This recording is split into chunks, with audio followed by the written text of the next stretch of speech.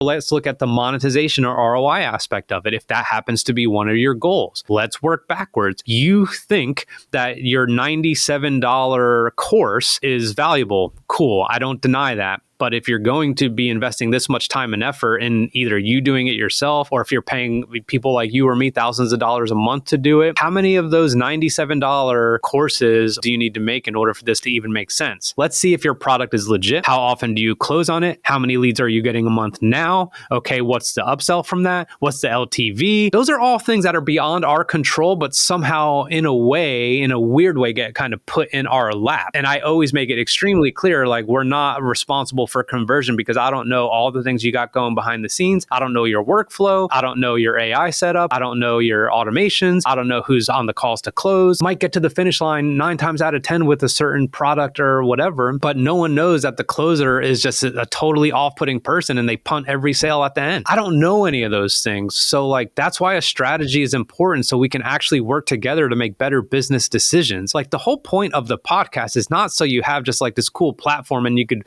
publish some stuff on social media or on YouTube and be discovered. If you have a business in mind and the podcast is a business podcast with business goals, then we need to talk business. Let's not talk about editing. Let's not talk about lower thirds. Let's not talk about brand colors, like all that stuff. I'm not saying it's not relevant, but it's not nearly as relevant as us working backwards to make sure this is actually a smart decision for you and for us, period.